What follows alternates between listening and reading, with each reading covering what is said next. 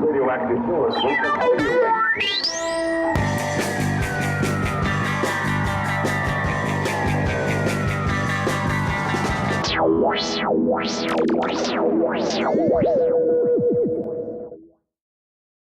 Bom, o som começou? Tá valendo?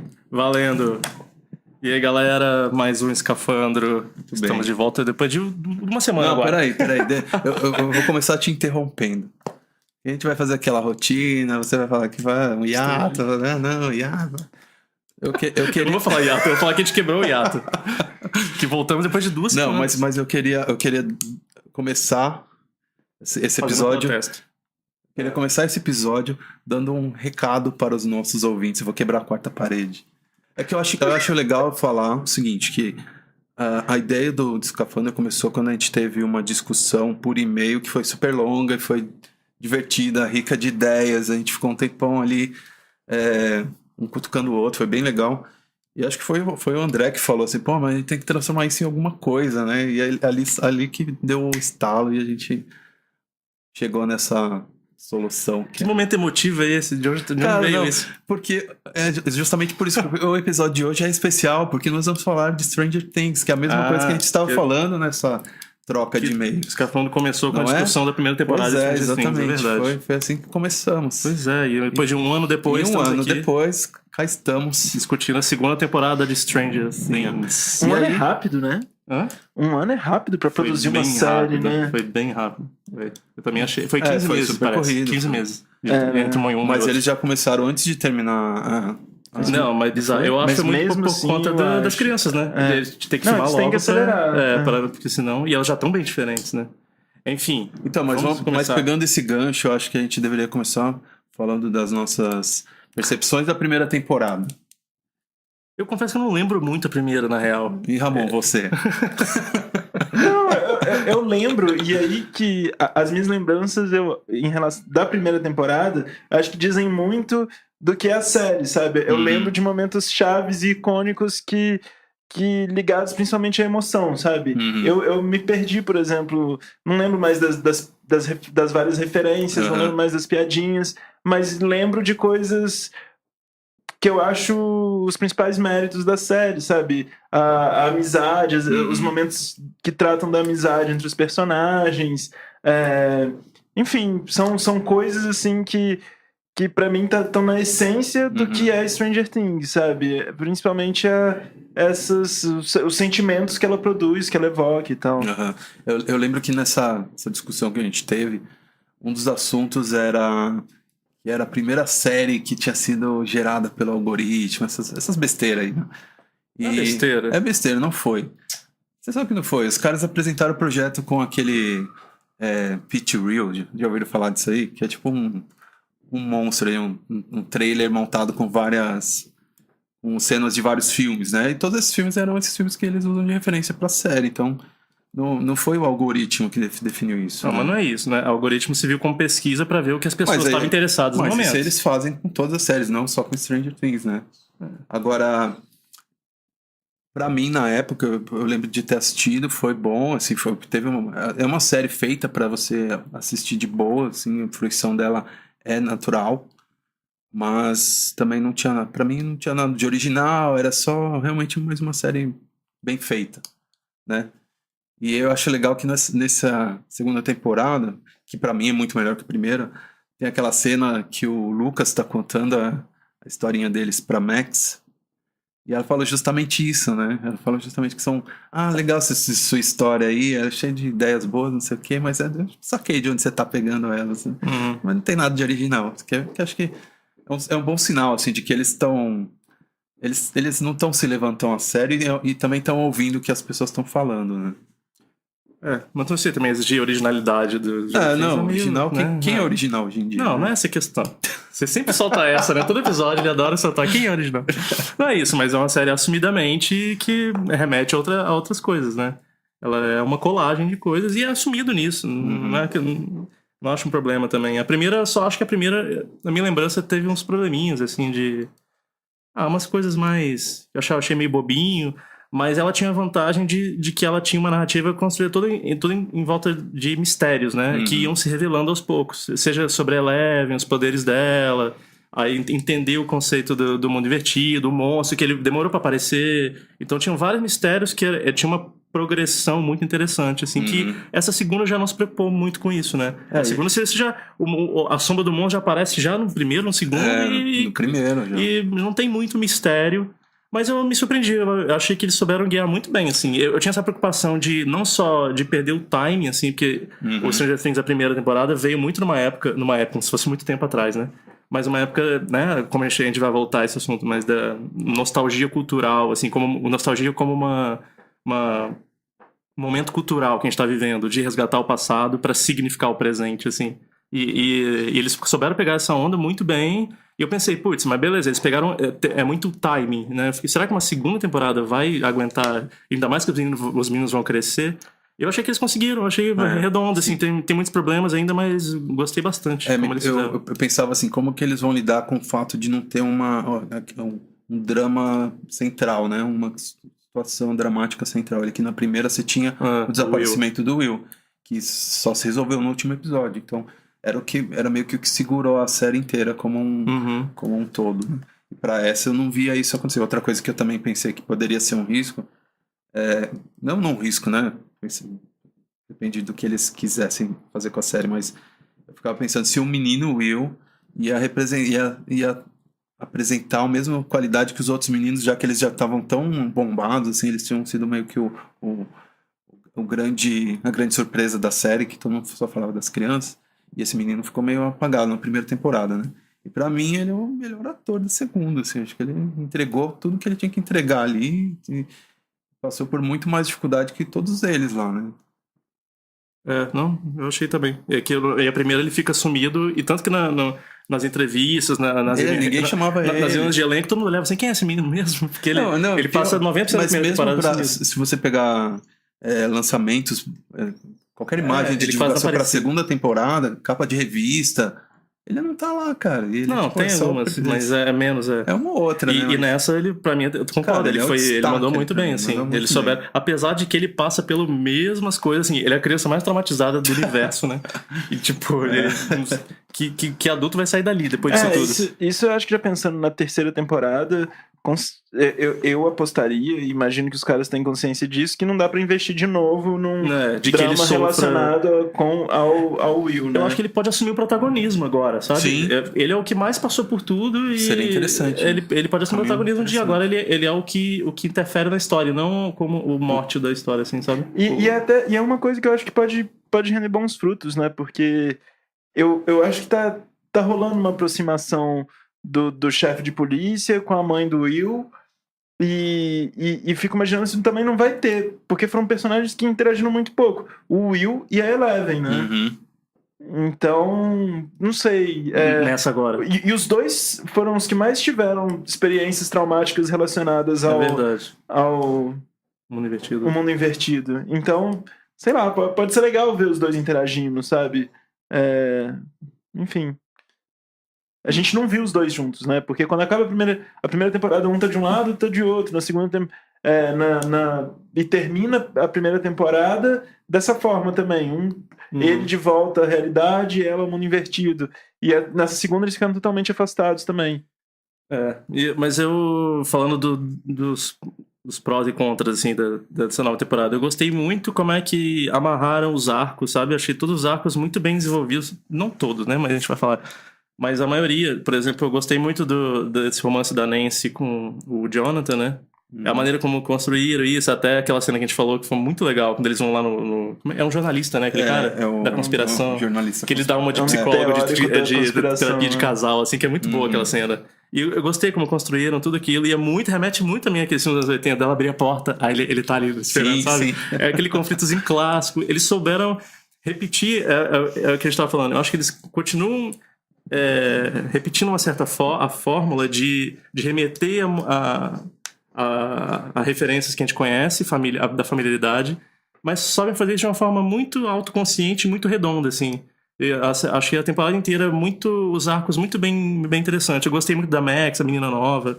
Achei ótimo, assim, o que ela acrescenta no grupo, de chegar uma menina que se impõe também. Porque a Eleven, na primeira, era uma coisa meio extraordinária, né? E ali ela trouxe uma coisa mais mundana da menina da escola, que também faz tudo que os meninos fazem e interage com eles. Eu acho que ela tem um arco legal também, assim. E eu gostei como construíram isso, assim, esses arcos e como eles se resolvem ao longo da temporada. Achei muito bem escrito até. Melhor que eu esperava. Eu achava que eles não iam conseguir repetir e achei que souberam repetir a fórmula de uma forma bem interessante. É uma das coisas que eu mais gosto, assim, especialmente agora que você já tem um pouco mais de todos os personagens com a segunda temporada, como eles usam os arquétipos, né? Você pega quase todos os personagens ali, tem um arquétipo muito clássico, muito claro, e você sabe, você cria uma expectativa para eles e quase todos eles, não todos, eles desmontam isso, né? Quase todos, né? Mas o meu preferido é o Steve, que é o cara, eu acho demais o que fizeram com ele Foi um grande personagem. do primeiro episódio até agora, tudo que ele vai passando, é tudo pra mim. Você vê que é o amadurecimento de uma pessoa, assim, o cara tá amadurecendo, a gente tá vendo isso. Não, e a história dele, do Steve, é muito legal como ela se amarra com a história do Dustin. Dustin, sim.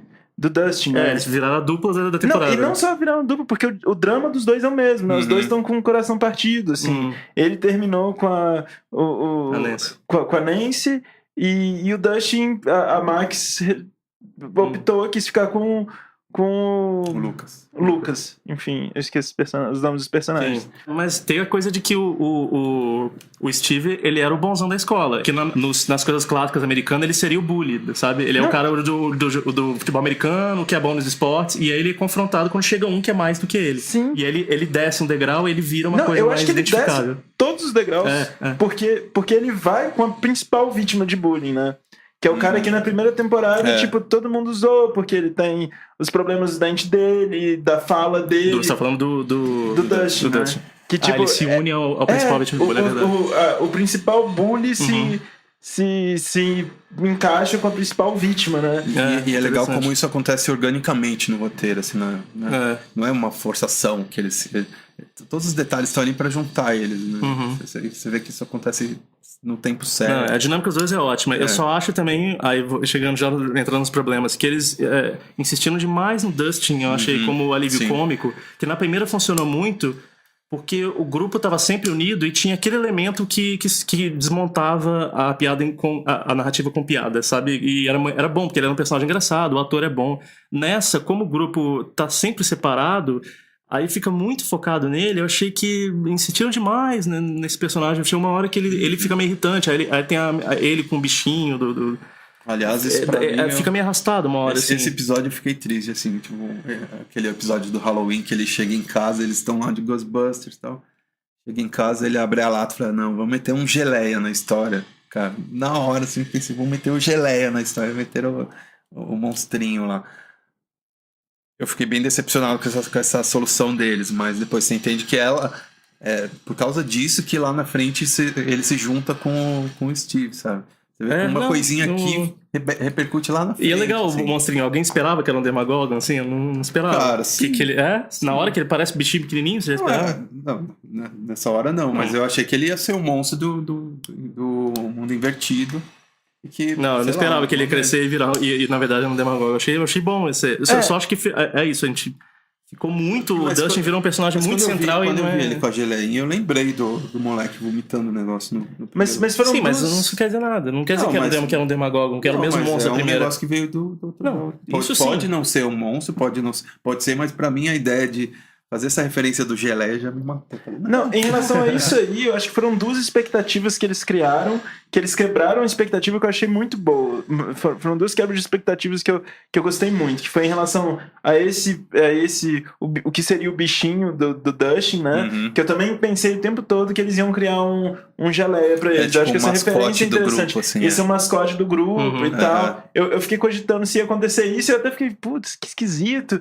E não acaba não se concretizando, né? É o contrário. Ele era o monstro da primeira. E da mesma forma que o personagem do Sam Astin lá, sim. eu achei o tempo todo que ele... eu achei, o André falou que leu umas críticas comentando, uns textos comentando isso, que outras pessoas também criaram expectativa achando que ele seria um vilão, que ele seria alguém infiltrado, sabe? Mas ele também, quando apareceu, me causou a mesma sensação. Tipo, pô, meteram um Goonie na história, velho, sério. Mas enfim, eu acho que foi um mérito. É um mérito da temporada, sabe? Então, mas isso que é legal, como cara. eles ficam brincando muito com essas referências que nós temos da história, eles entregaram outra coisa em relação ao que. Isso, mas isso que eu quero dizer que é legal, porque eu tive assim. essa percepção de olhar o cara e falar, não, um Goonie, cara, sério. Aí lá na frente, as coisas que vão acontecendo com ele, você fala, porra, maneiro. Assim, mas não precisaria ser o ator do Goonie. Eu acho legal isso. Ele é um bom ator, eu gosto dele. Agora, falando dele ainda, ele que dá a dica lá pro Will enfrentar o bicho lá, ele não sabe, né? Ele é inocente, né? Na hora, talvez é por isso que você tenha pensado que ele era maligno, sei lá. Essa cena, pra mim, tem talvez... deixa claro um dos maiores problemas que eu vejo na série, que é como nessa temporada teve flashbacks positivos, assim. Essa cena que era só pra ele virar pro monstro e falar, vai embora, tem um flashback do cara, e pra mim estragou a cena, que era pra ter sido uma cena maneira, assim. Flashback dele lembrando do Sam Wise falando com ele no carro do Mr. Bardo. É o Bob, gente, fala Bob. O Bob foi falando dele como lidar com isso, ele dá essa dica de como ele se livrou do pesadelo do palhaço. Cara, não precisava daquele flashback. Você já lembra. Estragou muito a cena. Sim. E assim, isso acontece várias vezes nessa temporada, mas muitas. E aí falei, cara, estão tratando a gente de novo como meu bebezinho ali. Lembra disso? Lembra disso aqui? E, cara, eu fiz... eu dou desconto. Hoje em dia é binge watching, cara. Você faz meia hora que vi aquilo lá, eu não vou esquecer, sabe? É verdade, não precisava mesmo. Mas eu dou um desconto, um flashback vai. O Blade Runner tinha 2 ou 3? Todo mundo gostou do filme? Mas cara... Mas aí, só falando do Bob, o que eu gosto muito desse personagem, do Sean Astin, que ele fez o Goonies, eu gosto muito porque ele é um... Assim, essas narrativas de grupos de crianças que vêm de Stephen King, dos anos 80... a grande coisa é que como as crianças, com a inocência, sabem lidar com o mistério, sabe? O ET também era assim, esse Goonies, de que o incompreensível é muito mais compreensível para as crianças do que para os adultos, do mundo racional dos adultos. Então as crianças, elas têm muito mais referências para lidar com ameaças incompreensíveis, irracionais. E ele é um personagem que você vê. E ele é um personagem que ele vem do mundo adulto, que ele tem essa nerdice e tem essa inocência infantil. Isso é muito legal, assim. E que repete muito do papel que quem tem na primeira temporada é o professor deles. Que é o cara que compra as teorias deles, as leituras, né? E o professor não tem muito espaço, né? Quando eles vão contar, eles existem, né? Nesse não tem. Eu adorei que criaram esse personagem pra namorar a mãe e tal. Mas o mais legal foi que mataram ele, né? Eu gostei também que ele morreu, porque já fez a função, é isso aí, senão fica meio chato mesmo. Mas... Não, e o percurso dele é interessante, porque são eles se identificando, né? Sim. Tipo, o nerd, a vítima de bullying, ele tem umas falas muito boas. E ele é um adulto que tem essa imaginação de criança até hoje, e por causa disso ele é o herói, sabe? Ele por causa disso ele morre. Por isso ele morre. Não, eu acho que ele morre porque ele já é um adulto, tipo. Mas, enfim, muito bom. Mas eu tive a referência que ele cita quando ele tá fazendo o mapa lá, que ele fala, é o mapa do tesouro e tal. Esse X, eu gosto disso, assim. Não. Eu acho que eles... É o que eu falo, é uma série autoconsciente, assim. Pra mim cansa um pouco. Não, eu acho que é autoconsciente, assim, o que eles fazem. É ficar remetendo mesmo, lembrar, tudo é uma piscadinha, mas a série sabe utilizar isso de uma forma bonita e divertida, sabe? O problema são os filmes que se levam a sério, ou filmes ou séries que se levam a sério e usam essas referências ao passado de uma forma ingênua, sabe? E acho que Stranger Things sabe fazer muito bem. O que mais que vocês gostam? Você falou dele ter esse lado ingênuo e tal. Acho que um dos méritos da série também é tratar os personagens como pessoas críveis, né? Especialmente as crianças. As crianças agem como crianças, né? Eles fazem os diálogos como você disse, as metáforas que eles usam para explicar as coisas são todas do universo deles. Isso é uma coisa que não acontece muito em filmes que tem criança, né? Tem aquele vídeo que você mandou do Wisecrack, falando que Stranger Things é uma coisa... É muito baseado no brinquedo, né? com o brinquedo virar a maneira que eles fazem para traduzir o mundo. Exatamente. O recurso que eles têm para traduzir o mundo. Eu acho que eles fazem isso muito bem, de criar personagens que são humanos, né? Você vê que eles têm falhas, que eles se emocionam de vários tipos de coisa. Tem uma cena que eu acho demais, que é mais lá na frente, já o Dustin e o Steve, que eles estão andando no trilho, e é aquela referência clássica do Conta Comigo ali, só que eles estão conversando sobre cabelo, sabe? Eu acho muito legal como eles lidam com isso, de pegar o extraordinário e o ordinário, e como eles fazem um balanço entre as duas coisas. Acho que E essa é a parte também que eu comentei, que é autorreferente, assim, a série já tá sendo nostálgica com ela mesma, quase. Porque essa lance do cabelo é uma meta brincadeira já com a repercussão que teve na primeira temporada, que teve vários sites falando do cabelo do Steve, né? Que ele tinha um penteado, como tem aquele penteado. E usaram isso como um roteiro, assim. Achei legal. E tem várias coisas, assim, de repercussão. A coisa da Barbie. A Barbie, se não fosse a repercussão da galera que... Talvez como é que era a hashtag? citasse, né? Como é que era a hashtag? Justice for Barbie. Justice for Barbie. Talvez eles nem esquecessem dela, mas não. Era um personagem importante pros fãs, então eles trouxeram ela pra ser uma coisa dramática ali, pra Nancy e tal. E encerraram essa história, né? Porque agora teve o enterro dela, falou, acabou. Exato. Eu acho isso muito legal. Cara, é a série pra fazer isso, assim, pra fazer esse tipo de coisa. Ouvir o que os fãs, como atinge os fãs e o que, entender o que atinge emocionalmente as pessoas que estão ligadas a esse universo. Eu acho isso muito legal. É uma sacada muito, muito perspicaz, assim, dos roteiristas. E eu acho que dentro essa perspicácia que você cita, a gente estava conversando disso, de até onde vai o peso das referências, das citações e desse apelo nostálgico da série. Sim, é uma série construída em torno dessa ideia de estar lidando com essas emoções e com temas familiares que nós temos, que estão inseridos no nosso inconsciente coletivo e tal. Mas o mérito maior é você lidar com todos esses temas e criar algo original, né? Não fala original que eu já fico nervoso. Não, mas eu consigo extrair do que o Ramon tá falando aí uma coisa que eu acho que eu vejo de positivo na série, que é... Eles têm pra mim é muleta, eles usam essa muleta da referência, pra mim é uma muleta. Eles estão pegando essa cena. Como a gente usa essa cena na história? Eu não acho muleta, porque a mas série é sobre isso. Deixa eu terminar, peraí. O que eu acho que eles fazem muito bem é usar isso e ao mesmo tempo criar uma iconografia particular da série. Eles estão criando isso, e faz tempo, acho que a única série que eu lembro que conseguiu fazer algo parecido foi Breaking Bad, né? Que tem imagens que você não vai mais esquecer, porque elas já são ícone pop. E aí você tem no Stranger Things, você tem a luzinha de Natal, você tem o bastão de beisebol do moleque, você tem, sei lá, a bandana militar lá do Lucas. Nesse episódio, nessa temporada, todo mundo tá colocando aqueles óculos de natação, ele bota aquela de scuba, assim, aquele redondinho, assim, fala, aquilo é uma criação de ícone. Mas assim, quando eu falo originalidade, é ser original dentro do que é uma história de amizade de crianças enfrentando um monstro, pode ser original, sabe? E é o somatório disso aí que eu tô falando, que a abordagem que eles dão, que é muito interessante, sabe? De você brincar com todos esses clichês possíveis e ainda oferecer algo minimamente novo, né? Porque sim, são uns caras que, sabe, eu não sei se eles usaram o computador, os dados do Netflix dessa forma para construir a série. Não acho que foi assim que foi feito. Mas eles são estudiosos em relação a quais são os elementos de filme dos anos 70, 80 e 90 que funcionam na hora da gente construir uma boa história, sabe? E, tipo, é isso. É o cara saber por exemplo, esse encontro do Jonathan com a Nancy. Como você faz isso de forma eficaz, sabe? De como você coloca esse encontro. E claro parece que tem um estudo do mecanismo que tá por trás dessa... E aquela sequência inteira é uma colagem dos filmes de romance anos 80. Tipo, é redondinho. Mas isso é legal, funciona. Porque eles não ficaram presos só a um gênero, né? Eles tentaram variar os gêneros dessa vez.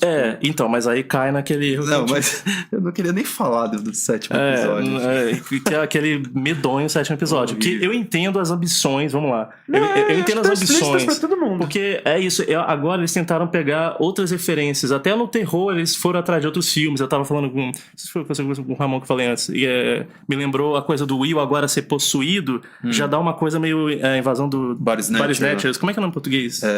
Os invasores. Os invasores? Não, invasores de corpos. Invasores de corpos. Sabe? Já vai pra esse lado. E aí o Ramon deu a teoria de que talvez o pai da Eleven esteja vivo, se ele for um cara do que tá no... Que ele sempre, na verdade, ele sempre foi um ser lá do mundo invertido que tá no nosso mundo. Aí vira uma coisa meio John Carpenter, The Thing. John Carpenter. Então, assim, eles estão ali permeando. É um trabalho de curadoria dos anos 80, sabe?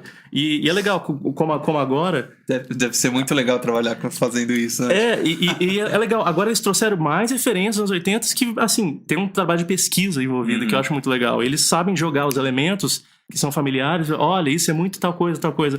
Só que aí eles tentaram agora, naquele lance da irmã da Eleven, que a gente concorda aqui que, nossa, foi um erro total. Porque eu entendo que eles fizeram. Vamos tentar agora sair da cidade, contar uma outra história. Como expandir para outras temporadas? Como criar ramificações para essa história? Para não ficar só do Will sofrendo, coitado, no mundo invertido. Vamos dar um descanso pra Como criar ramificações? Vamos criar uma história que a Eleven tem outra história no laboratório lá, que a Eleven tem uma irmã e vai atrás da irmã. Beleza. Aí eu até li um texto também que associa muito a John Carpenter, essa coisa do urbano decadente, né? Daquela coisa dos punks, que aí remete ao Warriors, né? Só que, putz, é muito estereotipado, virou um clichê. Ali não funcionou. Eu acho que não funcionou a referência porque cai num estereótipo besta, sabe? Aqueles punk lá. E os atores foram ruins também. Eu achei todo mundo ruim naquele episódio. Não tem um personagem desenvolvido ali pra você ter uma relação com ele. Aí tem aquela cena dela, só terminando, aquela cena dela dos poderes também. Tipo, o que justifica aquela irmã passar algum ensinamento pra ela? Porque quem disse que ela é tão poderosa? Em que momento a Eleven tinha alguma crise com o poder dela? Pra mim, se ela ficar puta, ela faz o que ela quer, sabe? Isso não foi muito bem construído como um foreshadowing de um conflito. Tudo bem, a temporada começa com essa irmã, mas é uma cena solta que tá, beleza, tem alguém que tem poderes também.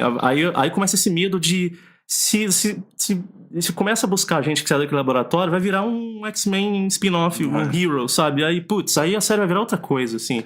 E enfim, acho que aquela cena não funciona, que lembra muito a cena, não só o Yoda com o Luke, lembra a do Magneto com o Xavier lá no X-Men First Class. Mas é isso, olha no First Class, o Charles é o cara que domina bem os poderes, o Magneto é meio errático, porque ele tem a raiva dele, então ele não tem muito controle dos poderes, e o Charles ensina isso pra ele. O filme é todo construído em volta disso. E cara, pra mim uma das grandes coisas de todos os filmes X-Men é o que o First Class fez em relação a isso.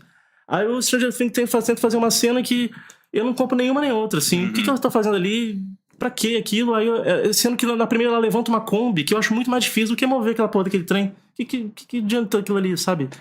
Enfim, o episódio inteiro foi um erro, mas fala. Não, acho que você já falou muito do que eu queria falar em relação a esse episódio. Mas quando eu assisti o primeiro episódio e veio essa primeira cena, já me causou um estranhamento, assim.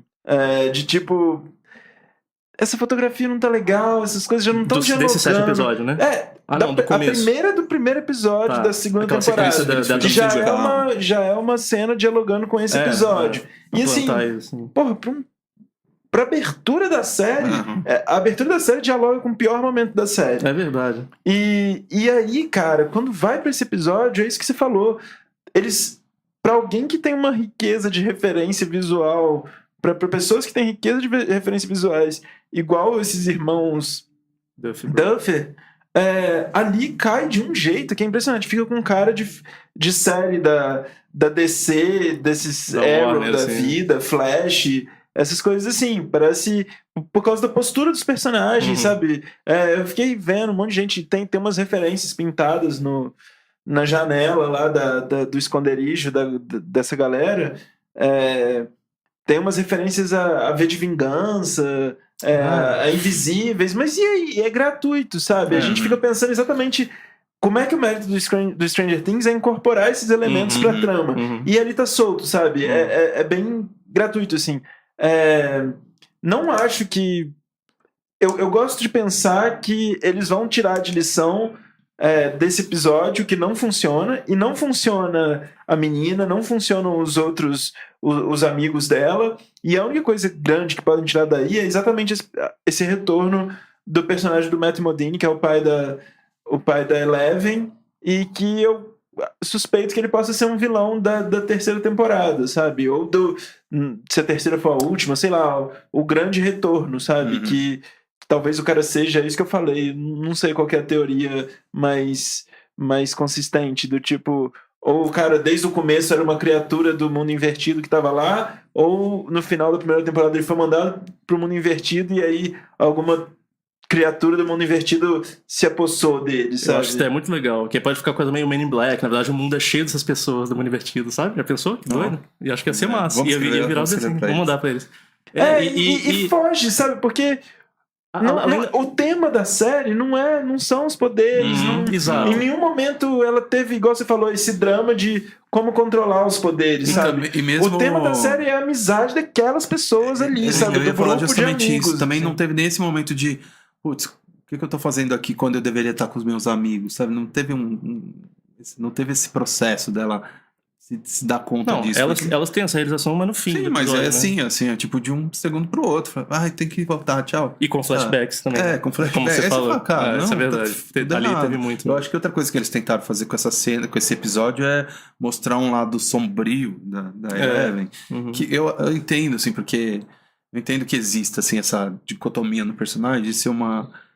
Ela tá virando adolescente já, né? Que tem até uma cena de birra ali, mas... de ser uma criança fofinha de um lado, mas ela é super perigosa do outro, sim. E aí você tem que...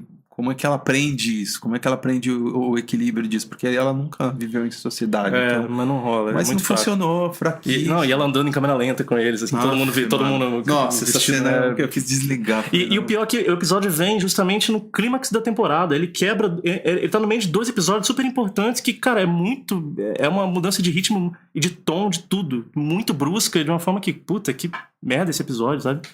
E acho que ele não funciona nem como proposta dramática, nem como quebra total. Ali não acrescenta muito, nada. Na verdade, me pareceu só plantar material pra temporada nova. Pra explorar. E o meu medo é esse. Começa a surgir gente com poder, vai virar um X-Men, sabe? Aí vai ser outra série. Mas sei lá...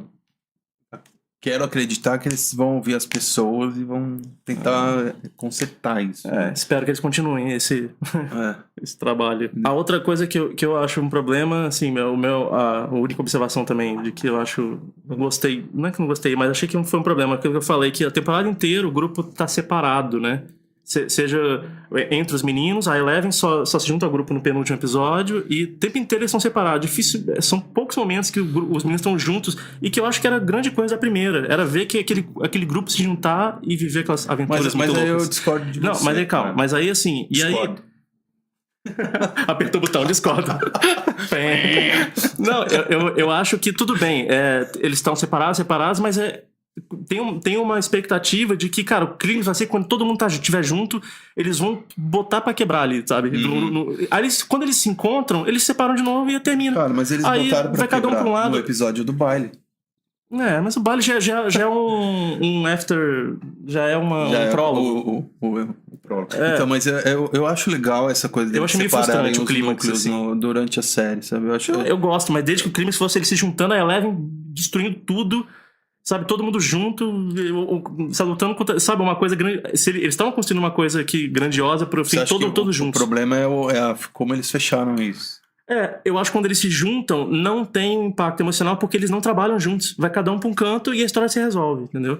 Eu gosto como se resolve até. Eu acho que é bem fechadinho todas as pontas de cada personagem. Mas eu acho que ia ter muito mais impacto se o clima deles todos juntos, trabalhando juntos. Tanto, até o baile. O baile é todo mundo num canto também, cada um num canto. Eu acho que o problema real é que o clímax não foi bom. Independente se ele tivesse sido bom, eu talvez. Eu gosto, assim, até. Se pensar as coisas individualmente, acho bem satisfatório. Não, aquela cena do elevador lá, dela fechando. Legal. Ela flutua, cara. Ela vira Fênix do X-Men. Ela usa outra mão. Quando ela usa outra mão, eu chorei. Mas ela tá fechando a porta, velho. Tipo, isso que me incomodou nessa cena. Você tá fechando uma porta, cara. Não tem Não teve um confronto. Cadê o vilão? Podia pelo menos a cabeça do bicho ele podia saindo, pelo menos, sei lá, sair um tentáculo e pegar o Hopper. Mas sai um tentáculo, ela bloqueia. Nossa, mas que perigo. Não, podia ser a cabeça dele, assim, né? Não, podia ser podia ter um eu gosto, porque também é isso. O foco dramático dessa temporada foi ela com o detetive, sabe? Foi a grande foco. Então eles terminam com isso. Acho honesto. Meu problema é só de não ter a reunião realmente épica de todo mundo junto. A série passou inteira todo mundo separado e termina todo mundo separado. Até no baile também, como eu falei. Ele tá todo mundo, cada um num canto, cada um com os seus dramas, com as suas namoradinhas. Tá bom. Fico puto com isso. mas aí, de novo, mas acho satisfatórias todas as pontas. Só queria que, como o mapa do Will, queria que tivesse uma bifurcação que convergesse num ponto. Gostaram dessa? Muito bonito. Então, valeu. Depois Não, dessa. mas agora pensando no futuro, assim, eu questiono muito, exatamente por tudo isso que a gente já conversou, a longevidade da série, sabe? Até onde ela pode ir, assim. Eu acho que pela idade dos atores e pela proposta de tema, eu acho que ela deveria ser mais fechada, sabe? Eu torço pra que não dure muito além de uma terceira, quarta temporada, assim. Mas até uma terceira, eles se demorarem 2 anos, eles vão estar com 15. Exato. Aí já vão estar com espinho, voz grossa, já são adolescentes. Tudo bem, eles podem acompanhar esses dramas, ser dramas mais adolescentes, de relacionamento e tudo mais. Agora, não vai ter mais graça, vai? Sabe? Não, é porque a graça série é muito saírem... sobre isso, né? Sobre essa juventude deles e... Essa fase da amizade inocente, juvenil, que é a mesma coisa como você tá falando. É o problema que eu vejo de dividir o filme do It em 2. Que o segundo agora vai ser só sobre a fase adulta e qual a graça. Se a graça do primeiro foi ver os meninos, assim, que é o mesmo apelo do Stranger Things, né? Essa reunião de crianças de amizade, que é isso, que é um encontro da inocência que sabe lidar com ameaças vindas do espaço. Do mundo invertido. Mas aí outra coisa que eu já tô pensando aqui também é sobre... Você tá falando desse preto e branco também, do mundo invertido e quem é a Eleven e tal. Eu acho que a série caminha muito pra uma coisa de aceitação, assim, dela como um meio termo, sabe? Como um fruto desses dois universos, assim. E acho que, por exemplo, tem muito filme que tá tratando sobre essa questão de dualidade, assim, de não ser tão preto e branco. Acho que o próximo Guerra nas Estrelas vai tratar sobre isso, sobre, tipo, o Luke encontrar algo que, não, o conceito de Jedi é errado, não dá pra ser nem lado negro, nem lado da luz, tem que encontrar o meio do caminho pra conciliar as duas coisas, assim. E eu acho que não vai ser o vilão, acho que vai ser isso, vai ser o meio do caminho, sabe? Que é isso, o Luke nunca vai ser o vilão. O Luke sabe... Ele é o cara, é o herói mais puro e o que eles vão tentar mostrar é ele encontrando uma solução pra isso, sabe? Você tem que aceitar os seus dilemas interiores e tal. E eu acho que esse filme saindo agora pode sim ter um impacto no desenrolar de Stranger Things da própria Eleven entender o que ela é, assim, como uma criatura também que, sabe, eu sou desse universo aqui e tenho esses poderes e não sou igual a vocês, sabe? Enfim, eu fico pensando que isso pode sim ter um impacto na série, sabe? E interessante, assim. Eu não sei porque essa temporada ela foi full pra um lado, né? Que é o lado deles, de assumir o romance. Esse meio do caminho pra eles trazerem de volta. Dela, né? Os poderes dela são coisas que são extraordinárias e que vem de experiências pelas quais ela passou, né? Que estão ligadas a esse outro mundo, assim. Isso de que ela traz com a raiva. Ela pode virar realmente a Fênix no próximo, já pensou?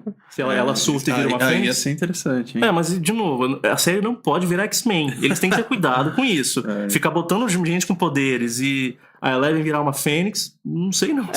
Porque é um saco, né? A gente conheceu a 8, a 11 e agora tem...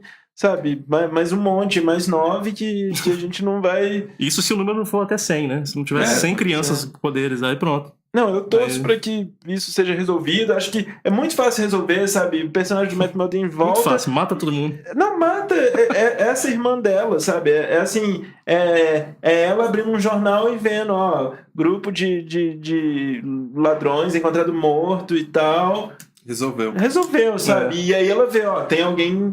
Sabe, caçando essa pessoa e pode entrar atrás de mim. Não sei. Supera isso, assim, porque esse episódio foi o ponto fora da curva negativamente, assim. Bom, mas vamos encerrar. Stranger Things, nota. Nota? Pra essa temporada? As duas juntas. Então, a primeira, sei lá, eu não lembro tanto pra dar uma nota. 8. Não, mas essa pras duas 8,3. eu dou notas altas também, sabe? 8, 8,5, 8,5. Não, eu acho é muito competente, assim. Não chega a 9, mas assim, por exemplo, por causa de um episódio ou outro. Ele tem uns deslizes, tem uns problemas, mas, cara, achei. Mas enfim, as duas são bem legais. Eu acho a segunda melhor do que a primeira, sendo que a primeira é bem boa também. E gosto de pensar que os caras serão. Vão esquecer Vão esquecer essa ideia do universo grandioso de vários irmãos da Eleven e, tipo, vão centrar no que importa, que é a galera ali da cidade, dos meninos, a amizade deles. A interação entre as pessoas. E gosto de pensar que vai dar certo, vai fechar bem. Desde que não dure muito, que não se estenda muito. É o que eu falei, a primeira tinha vantagem de ser toda, de ir desdobrando mistérios, né? E essa não. Essa talvez perde por isso, mas eu achei isso muito bem escrito. Os personagens são ótimos, os atores são ótimos. Os atores são muito bons. É tudo redondinho, assim, tirando esses problemas que incomodam, mas não estragam, assim, não é um negócio que, nossa, ficou uma merda agora. Não, acho que tem uns deslizes, mas, pô, é redondinho. E eu gosto que ela é uma série que abriu espaço pra também coisas do tipo, sabe? A gente teve o Witch agora no cinema, sabe? E tem essa volta do mistério, vai ter a série Novos Mutantes. Você acha que vai ser ruim? Eu não sei, me parece, porra, terror total, né? O Jonathan, inclusive, tá nessa série. O ator série? É filme? É um filme, não é série? Não, é um filme ou uma série? É um filme, né? É um filme, né? Eu sempre acho que é uma série. E eu achei, porra, tá aí uma coisa diferente. Diferente, né? Acho que tem essa pegada meio nostálgica, só que é terrorzão. Eu acho que o que vem agora é uma chuva de adaptações de Stephen King. Vem muita coisa. Depois desse ano, né? Esse ano teve de tudo dele. Vocês assistiram o do Netflix, aquele Gerald's Game? Eu sei qual é, mas eu não vi, não. Cara, eu vi, eu quase passei mal. Tem uma cena muito, muito tensa. É legalzinho, né? Tem um problema também no final, mas é interessante. Mas realmente, o Stephen King voltou. Acho que ele tá o quê? Com 70 anos, tá mais rico que nunca. Imagina. Ele já era rico, agora só com direitos aí, que já devem estar. Rapaz. Só o Witch foi a maior bilheteria da história de filme de terror. Sim. Imagina. Mas é isso aí. Stranger Things, gostamos. Esperamos que a terceira temporada. Aprovado. Selo aprovado, Escafandro. Coisa rara, né? Coisa rara. Acho que ninguém nunca teve antes. Coisa selo. Primeira vez que saiu o selo de aprovação. Aliás, é a primeira vez que a gente fala de TV, né? Também. Verdade, e agora vamos às recomendações, né? Tava esquecendo já encerramos. Vamos lá. Recomendações. Roda a vinheta.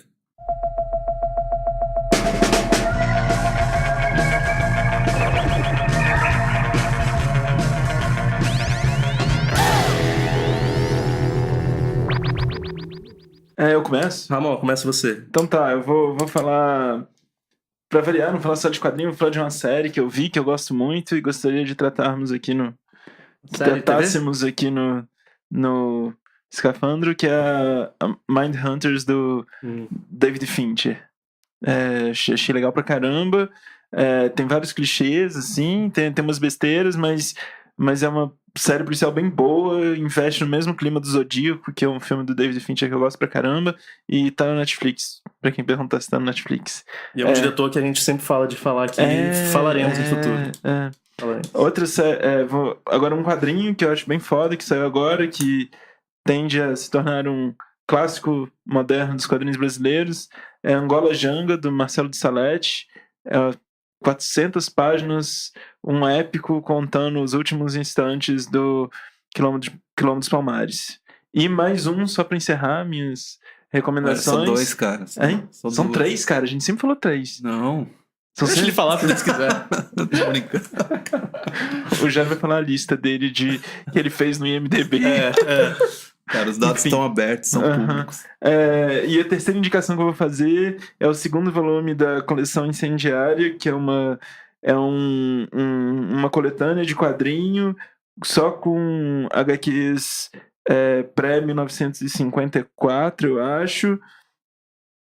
Esse segundo volume chama O que Havia na Caixa de Sandora e Outras Histórias, que é só quadrinhos de terror dessa época. Enfim, bem foda. Eu acho que é um material muito interessante para entender terror, as origens do terror na cultura pop norte-americana, assim. Massa. Já era. Então, vou indicar um filme que eu vi na mostra, que chama A Lua de Júpiter. Eu tinha visto que esse filme tinha ganho, tinha saído do Festival de Cinema Fantástico de Sitges com o prêmio de melhor filme, e vi que ia passar na mostra e falei, vou dar um jeito de assistir. Não decepcionou, muito bom. É um filme sobre um refugiado sírio que tá tentando entrar na Europa, ele entra na Hungria, o filme é húngaro, e ele descobre que ele consegue voar. E aí ele se encontra com um médico, é a história de redenção do médico, é uma coisa meio quase religiosa, ali tem, mas no final o filme tem uma mensagem muito forte, ele tem os problemas de ser um pouco expositivo, mas acho que isso é aceitável dado a importância política dele, que acho que ele tem essa mensagem que a gente tem que abandonar o cinismo e aceitar que o mundo vai ser diferente e que a gente tem que fazer com que ele seja melhor. Nossa, Acho um puta filme, assim, bonito. tem umas cenas fantásticas, aquelas que você fala, meu, fantásticas, e uma das melhores perseguições de carro que eu vi recentemente. Ele é de qual país? Húngaro. Uhum. E minha outra recomendação não é um filme, mas uma carreira. Não sei se vocês viram o... Não é essa carreira, cara. Não sei se vocês viram o Takashi Miike acabou de... Ele tá andando nos festivais aí com um filme novo, que é uma adaptação do Blade, A Lâmina do Imortal. É o 100º filme dele. Acho que não sei quantos diretores modernos conseguiram chegar a esse número. Ele é um cara super prolífico, acho que ele tá fazendo muita adaptação de anime, você cansa um pouquinho, assim, mas ele tem ótimos filmes, acho que se puder assista o 100. E o meu preferido, ó, a lista dos preferidos, já que vocês pediram lista, Gozu, Audition, Visitor Q, It the Killer e o 13 Assassinos, que é um pouco mais recente. Assim. Eu já vi quase todos. O 3 Assassinos é bom? 3 Assassinos? bom. Eu baixei e nunca vi. Você assistiu Gozu? Não, eu sei. Minha recomendação, na verdade, eu nem recomendar nada, porque desde o último podcast só vi filme ruim. Baixei vários, eu achei tudo uma merda. Mas aí eu vou recomendar uma, então, que eu já vi há um tempo, na verdade, é um filme mais antigo, mas que esse fim de semana vai ter, ou já teve, porque provavelmente esse podcast vai ser daqui a uns dias, no CCSP aqui perto, na Vergueiro, em São Paulo. Vai ter uma mini mostra da Mia Hansen-Løve, que é uma diretora francesa que eu gosto muito, assim, e acabou de passar todos os filmes dela, e o último que eu vi dela foi desse ano, que é o Que Está Por Vir, que, putz, é muito bonito, tem a Isabelle Huppert, a protagonista, e é muito foda, eu acho ela demais, essa diretora é foda, todos os filmes dela tem uma coisa de geração, de falar de tempo de uma forma muito particular, assim, que me lembra muito a maneira como o Richard Linklater tem, assim, talvez não tão visível como ele faz, né, mas é muito delicado os filmes dela, muito femininos, assim, acho muito bonito. Ela é foda. Então, Como chama ela? Mia Hansen-Løve é o nome dela. E o último que ela lançou foi esse O Que Está Por Vir, que acho que chegou nos cinemas esse ano, no começo do ano passou e tal, então quem não viu, assista, que é um dos meus favoritos desse ano que eu vi. E é isso. É isso. Fechou? É isso aí. Beleza, Falando de valeu. nostalgia, tá vendo? Até eu fui tão nostálgico que indiquei um filme no começo do ano. E então tá, até a Valeu. próxima. Valeu. Falou. Falou. Wow.